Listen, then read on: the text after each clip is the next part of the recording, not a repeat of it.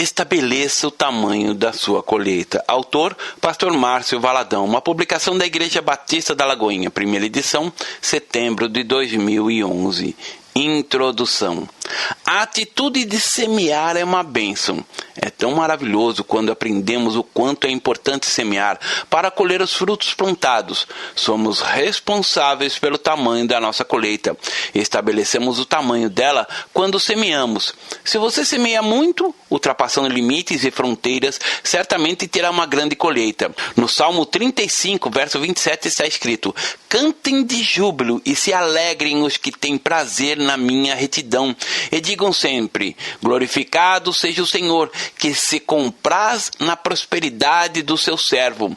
Algumas pessoas dizem que não precisam de prosperidade, mas a palavra de Deus diz que ele se compraz, se alegra na prosperidade dos seus servos. Temos aprendido que a prosperidade é a ausência de necessidades, o que significa ter para suprir nossas necessidades e também a de outras pessoas. Você estabelece o tamanho da sua colheita quando semeia a sua semente. Em 2 Coríntios capítulo 9, versículo 6 diz: e isto afirmo, aquele que semeia pouco, pouco também ceifará, e o que semeia com fartura, com abundância também ceifará. Paulo fez um paralelo entre plantar sementes e investir no ministério.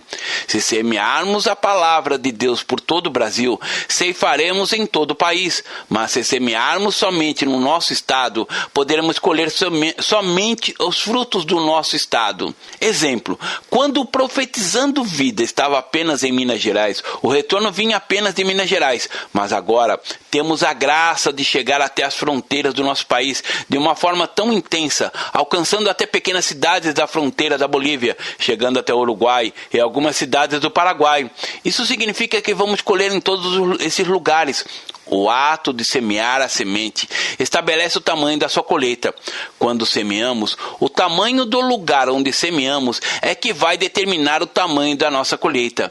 Ou seja, se semearmos em pequenos pontos, iremos colher somente dentro desses limites. Mas quando transpusermos as fronteiras, assim como aconteceu com o Profetizando Vida, iremos colher muito mais. O ato de semear determina o tamanho da colheita. Queremos uma colheita maior ou menor? Maior. Muitas vezes você pode dizer: eu não preciso de prosperidade, mas Deus deseja prosperidade para a sua vida.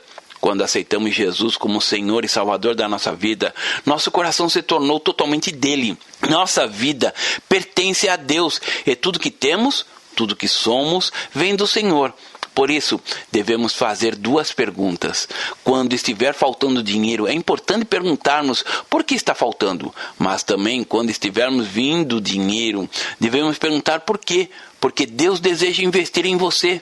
O Senhor quer fazer de você uma pessoa próspera, para que invista no reino de Deus. O apóstolo Paulo disse em Filipenses, capítulo 4, versículo 15, assim: e sabeis também vós, ó Filipenses, que, no início do Evangelho, quando parti da Macedônia, nenhuma igreja se associou comigo no tocante a dar e a receber, senão unicamente vós outros. Aqui vemos que os irmãos filipenses de Paulo investiram no ministério dele. A lei que Deus estabeleceu sobre a colheita é esta: se você plantar, colherá. Então, querido, é importante que você plante, semeie a sua semente, com a convicção de que também colherá. Vejamos agora o que diz o verso 16 e 17. Porque até para Tessalônica mandaste não somente uma vez, mas duas, o bastante para as minhas necessidades. Não que eu procure o donativo, mas o que realmente me interessa é o fruto que aumente o vosso crédito. O que vem a ser o crédito é a colheita. Paulo disse que não estamos preocupados com os donativos, mas que todos tivessem crédito. Eu estou preocupado que você semeie e com isso você tenha também a colher os frutos daquilo que você semeou. Deus quer que sejamos prósperos, assim como ele foi com Abraão. Ele é conosco. Em Gálatas, capítulo 3, verso 29 diz: e se sois de Cristo, também sois descendentes de Abraão e herdeiros segundo a promessa. Qual a promessa que o Senhor fez a Abraão? Em Gênesis capítulo 12, versículos 1 ao 3 está escrito: ora, disse o Senhor a Abraão: sai da tua terra, da tua parentela e da casa do teu pai e vai para a terra que te mostrei. De ti farei uma grande nação, e te abençoarei, e te engrandecerei o nome. Se tu uma bênção, abençoarei os que te abençoarem, e amaldiçoarei os que te amaldiçoarem. Em ti serão benditas todas as famílias da terra. Nós somos descendentes de Abraão e estamos em Cristo. Todas as famílias da terra são abençoadas por meio de Jesus. Por meio de Jesus temos a bênção plena, mas essa bênção precisa chegar aos confins da terra. Quando trazemos os nossos dízimos e os colocamos diante do Senhor, estamos fazendo uma semeadura no mundo espiritual.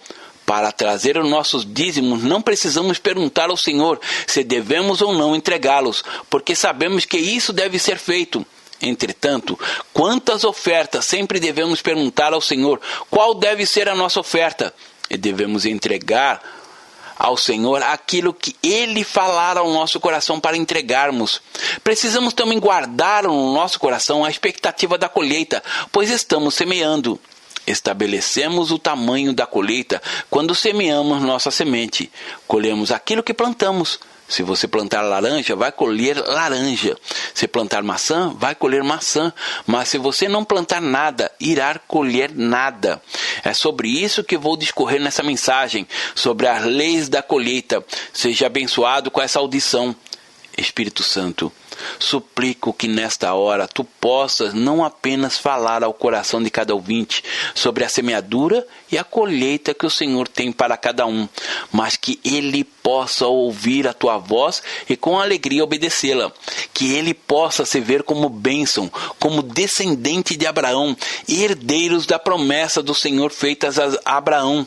Queremos, Deus, chegar a todas as pessoas levando a Tua palavra e a Tua verdade. Que nesta hora o Espírito de graça e liberalidade domine os corações. Muito obrigado pela bênção, por tudo que o Senhor já tem feito em nosso meio. Em nome de Jesus, oramos. A primeira lei da colheita. O Salmo 35, verso 27 diz: cantem de júbilo e se alegrem os que têm prazer na minha retidão. E digam sempre: glorificado seja o Senhor, que se compraz na prosperidade do seu servo. Nós temos aprendido que a prosperidade é a ausência de necessidades. É você ter para suprir as suas necessidades e a de outras pessoas. E a palavra de Deus diz que Deus se compraz na prosperidade do seu servo. Ele deseja suprir todas as nossas necessidades. E o meu Deus, segundo a sua riqueza em glória, há de suprir em Cristo Jesus cada uma de vossas necessidades. Filipenses capítulo 4, verso 19. O desejo do coração de Deus é que sejamos prósperos. Nas Escrituras temos como que um lamento do próprio Deus dizendo: o meu povo está sendo destruído porque lhe falta conhecimento. Oséias capítulo 4, verso 6. A falta de conhecimento da palavra de Deus e da vontade do Senhor tem destruído muitas pessoas. Por falta de conhecimento, muitas famílias, diante da pressão financeira, procuram a solução dos problemas fazendo novas dívidas. É preciso entender que dívida não se paga com dívida. Muitos agem dessa forma e acabam fazendo de seus problemas financeiros uma bola de neve que só vai aumentando. Essa atitude só faz piorar os problemas, fazendo com que a pessoa fique amarrada, presa às dívidas. E Deus nos ensina para andarmos segundo a sua palavra, segundo os seus mandamentos, para que não caiamos nas ciladas das dívidas. A palavra de Deus é o nosso manual e por isso devemos seguir as orientações que estão nela para sermos bem-sucedidos na vida financeira e em todas as áreas da nossa vida. O Senhor está de braços abertos para nos receber, para que possamos elevar a Ele as nossas orações e súplicas, buscando nele o nosso refúgio e a nossa direção, para vivermos uma vida próspera, conforme a vontade do próprio Deus para nós. A palavra de Deus é tremenda, ela foi escrita para o nosso ensino. Todas as vezes que lemos, temos que ter a consideração que é o próprio Deus falando conosco. Devemos vivenciar essa realidade. Nela encontramos tudo o que precisamos na nossa vida. E entre tantos ensinamentos, temos as promessas e as leis da colheita como direcionamento para vivermos uma vida plena. A primeira lei da colheita é o plantio da semente. Salomão escreveu dizendo: há tempo de nascer e tempo de morrer, tempo de plantar e tempo de arrancar o que se plantou. Eclesiastes capítulo 3, verso 2. A única maneira de arrancar o que foi plantado é se previamente tivermos semeado a semente. Se nós não semearmos, não poderemos arrancar aquilo que não plantamos. Deus estabeleceu o princípio em Gênesis, dizendo: enquanto durar a terra, não deixará de haver sementeira e ceifa, frio e calor, verão e inverno, dia e noite. Gênesis capítulo 8, verso 22. Dentro do contexto de finanças, a palavra de Deus diz que tudo que o homem semear, ele colherá. Se você semear a semente da amizade, colherá amizade. Se semear perdão, colherá perdão. Se semear misericórdia, colherá misericórdia. Se semear compaixão, colherá compaixão. Se semear dinheiro, vai colher a mesma semente, dinheiro. Em João capítulo 12, verso 24 está escrito: se o grão de trigo caindo na terra não morrer, fica ele só, mas se morrer, produz muito fruto. Nesta passagem temos a semeadura da própria vida de Jesus, a favor da nossa vida. Se o grão de trigo não for semeado, fica sozinho, mas se ele for semeado, produzirá muitos frutos. Jesus é esta semente. Em Gênesis capítulo 3, verso 15, está escrito: porém inimizade entre ti e a mulher, entre a tua descendência e o seu descendente. Este te ferirá a cabeça, e tu lhe ferirás o calcanhar. Jesus é a semente que seria sepultado, o Filho unigênito de Deus. Entretanto, quando ressuscitou, ele não ressuscitou como um filho unigênito, mas como filho primogênito. Porque a partir de então, Deus passou a ter milhões de outros filhos. Nós somos frutos desta semeadura. A segunda lei da colheita. Você precisa entregar sua semente e não considerar mais o seu valor. Esta é a segunda lei. Quando semeamos ou plantamos, não precisamos mais considerar o valor da semente. Se o grão de trigo cair na terra e não morrer, fica ele só. Precisamos plantar e perder o domínio sobre a semente. Morrer é exatamente isso. Perder o valor é aparentemente não ter mais valor. Mas quando a semente morre, o nosso eu, o nosso alto valor, produz muitos frutos. Segundo a Bíblia de Estudo de Genebra, o grão de trigo é uma parábola sobre a obra de Jesus. Mediante a sua morte, as portas da salvação seriam abertas. Não apenas para os judeus, mas também para as pessoas de todas as nações. Jesus é esta semente que morreu para nos salvar e ressuscitou como primogênito, fazendo de nós herdeiros de Deus o Pai. Podemos aprender muito por meio da vida de Davi. Ele tinha um coração voltado para Deus. Em 2 Samuel, capítulo 24, vemos que Israel estava vivenciando um momento muito delicado. Um momento de morte. A maldição estava em todos os lugares. Confira o texto. Naquele mesmo dia, veio Gade ter com Davi. Ele disse: sobe, levanta ao Senhor um altar na eira da Araúna, o Jebuseu. Davi subiu, segundo a palavra de Gade, como o Senhor lhe havia ordenado. Olhou Araúna do alto e, vendo que vinham para ele o rei e os seus homens, saiu e se inclinou diante do rei, com o rosto em terra, e perguntou: por que vem o rei, meu senhor, ao seu servo? Respondeu Davi: para comprar de ti esta eira, a fim de edificar nela um altar ao Senhor, para que cesse a praga sobre o povo. 2 Samuel, capítulo 24, versos 18 a 21. Havia uma praga em Israel. Pessoas estavam morrendo e Davi possuía a compreensão do Senhor de que ele precisava oferecer uma oferta, um holocausto a Deus. Então, ele procurou por um homem chamado Araúna, que possuía um lugar propício, exatamente onde se encontrava hoje Jerusalém. Ele era jebuseu, e segundo o dicionário bíblico, os jebuseus eram os descendentes de Jebus, filho de Canaã, os quais colonizaram o distrito em volta de Jerusalém, que então se chamava Jebus. Não se sabe se foram eles os primeiros habitantes ou substituíram uma raça ainda mais antiga. A primeira referência aos jebuseus foi feita pelos espias, 40 anos antes da entrada dos israelitas na Terra Santa. Eles constituíram uma forte e vigorosa tribo, o que se prova pelo fato de conservarem o seu poder na forte cidadela de Jebus até o tempo de Davi. O seu rei Adonizedeg foi morto na batalha de Bet-Horon. A própria fortaleza de Jebus foi posta a saque e queimada pelos homens de Judá. Todavia, esses contínuos desastres não conseguiram expulsá-los do seu território, visto que os chamamos em uma época posterior, habitando ainda as terras de Judá e Benjamim. A submissão de Araúna, rei jebuseu, a Davi apresenta-nos um quadro característico da vida dos cananeus e também dos israelitas. Nada se sabe a respeito da religião dos jebuseus.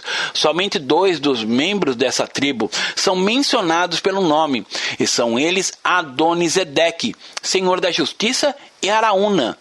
Davi queria fazer o que Deus lhe havia ordenado. Por isso, ele foi ao encontro de Araúna, e chegando diante daquele homem, Davi, o rei de Israel, diz desejar comprar de Araúna a eira para ali oferecer holocausto, sacrifícios ao Senhor. Naquele instante, Araúna responde. Então disse Araúna a Davi: tome, ofereça ao rei meu senhor o que bem lhe parecer.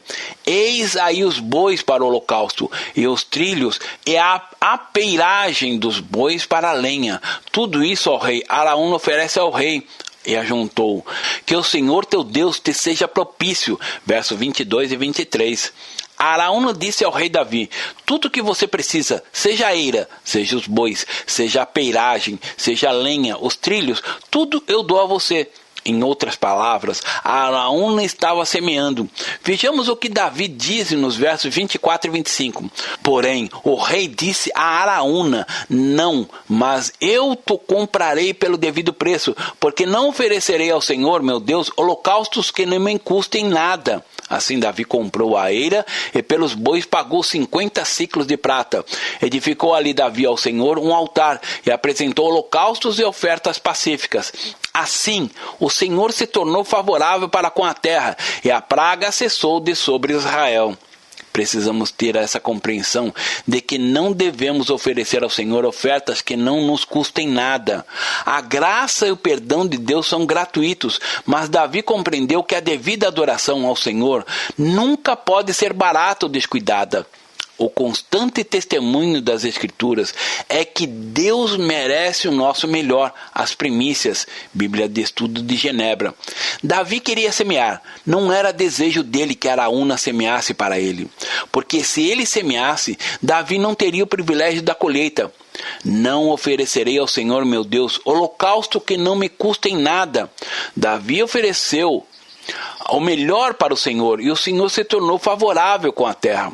Muitas vezes colocamos sobre o outro a responsabilidade de semear, dizendo: outro vai semear, eu não preciso fazer isso.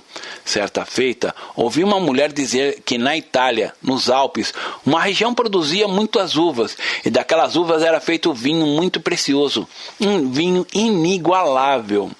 E aconteceu que sempre celebrava uma festa honrando a colheita. Era um momento de confraternização na aldeia, e cada fazendeiro trazia 1 litro de vinho e colocava num barril para que todos se alegrassem naquela festa. E um fazendeiro disse: tantas pessoas irão levar vinho, o meu vinho é tão caro, tão precioso, levarei apenas água.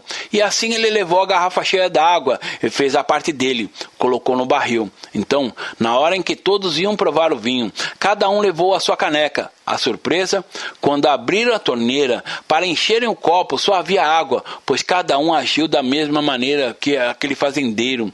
Nós, como igreja, quando recebemos os testemunhos de vida resgatadas de tantos lugares, de norte a sul do país. Damos graças a Deus, porque o nosso vinho foi colocado no altar e chegou a esses lugares. Na nossa igreja, caminhamos simplesmente por fé. Não temos uma reserva financeira. Há uma dependência do Pai a cada dia. Dependemos dele para termos o pão de cada dia, para colher o maná a cada manhã, e na dependência do Senhor, levarmos a palavra. Precisamos ter o coração dominado por esta realidade. Davi não aceitou que semeassem por ele. Quando Araúna disse que ele podia ficar com tudo, ele respondeu: não oferecerei ao Senhor holocaustos que não me custem nada. Davi sabia que aquela oferta que não lhe custaria nada, não lhe traria absolutamente nenhum benefício da parte de Deus. Colhemos aquilo que plantamos. Teria que custar para ele alguma coisa. Quando entregamos os dízimos e ofertas, não da maneira que nos foi determinado, algo está errado. Não podemos usar os dízimos para fazer outras coisas. Você não deve administrar seus dízimos, eles devem ser levados para a casa do Senhor, pois Deus estabeleceu desta maneira. Na última parte do livro de Levíticos, capítulo 27, no verso 30, está escrito: também todas as dízimas da terra, tanto dos cereais do campo como dos frutos das árvores, são do Senhor, santas são ao Senhor. Os dízimos são do Senhor, não nosso. O grande problema está em você tomar o que é do Senhor. Em Malaquias, capítulo 3, verso 8, diz: roubará o homem a Deus? Todavia vós me roubais e dizeis: em que te roubamos? Nos dízimos e ofertas.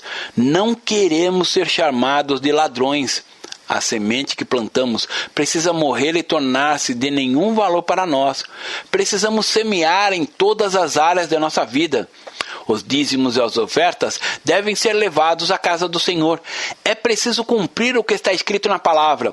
Marcos capítulo 10, verso 29 e 30 diz: tornou Jesus: em verdade vos digo que ninguém há que tenha deixado casa, ou irmãos, ou irmãs, ou mãe, ou pai, ou filhos, ou campos, por amor de mim e por amor do Evangelho, que não receba, já no presente, o cêntuplo de casas, irmãos, irmãs, mães, filhos e campos, com perseguições e, no mundo do porvir, a vida eterna. Muitas vezes pensamos que o que temos que colher, colheremos apenas no céu, mas a palavra diz que colheremos também aqui na terra.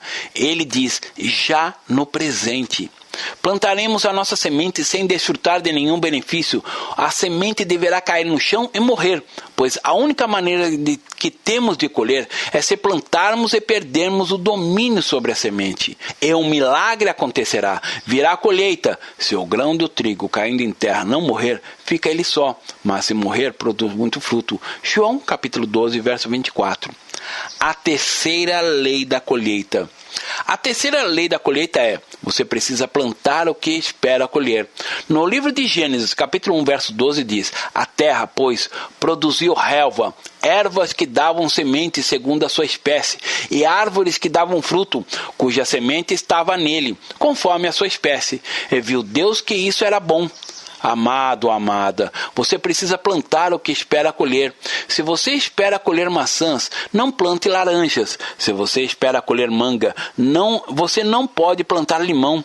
John Alvazini, no livro 3060, 100 por 1, usa uma frase muito interessante que diz: alguém diz que a pessoa mais tola é aquela que se faz de tola.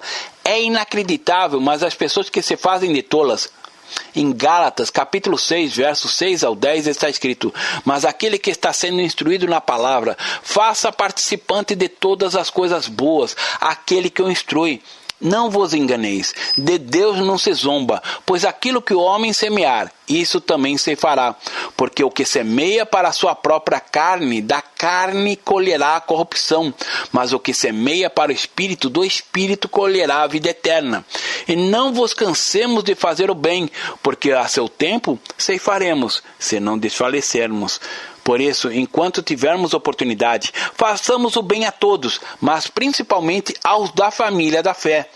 Percebemos nesse texto que ele se refere a um contexto financeiro. Não vos enganeis, de Deus não se zomba, pois aquilo que o homem semear, ele também ceifará. Não podemos fazer Deus de tolo, pois ele é quem estabeleceu a lei da colheita, e esta é uma lei imutável, irreversível. O tipo de semeadura que você planta é que vai determinar o tipo de colheita que você terá. Na obra de Avanzini, citada, ele conta a história de um irmão que o procurou e disse: pastor, minha mãe durante toda a sua vida sempre semeou. Ela fazia agasalhos e os dava para os necessitados nos asilos. Ela levava comida para os asilos, visitava as pessoas que estavam nesse lugar, mas agora minha mãe idosa está no asilo e ela não tem nada. Então essa lei da colheita não funciona na vida dela.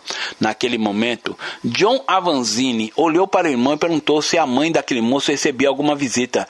Ele respondeu que causava até um transtorno, porque a mãe recebia muitas visitas. Então John perguntou se algum levava comida, sobremesas para ela. Ele disse que sim, que ela recebia muita comida e sobremesa, e que até mesmo a impossibilitava de manter a dieta médica.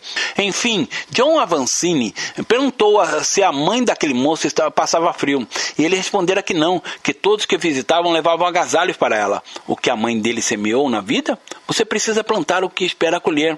Quando John perguntou ao moço se a mãe era fiel nos dízimos, ele respondeu que nem ele, nem a mãe concordava com os dízimos, que eu tratava da coisa do Velho Testamento. Portanto, ele estava colhendo aquilo que ela havia semeado. Ela plantou visitas e estava recebendo visitas. Ela plantou comida e estava recebendo comida. Ela plantou agasalhos e estava recebendo agasalhos. Durante a vida dela e a vida do filho, eles não plantaram a fidelidade nos dízimos e ofertas. Você precisa plantar o que espera colher, porque esta é uma lei que Deus estabeleceu. Se você plantar maçãs, você colherá maçãs. Se plantar laranjas, colherá laranjas, e assim sucessivamente. A quarta lei da colheita.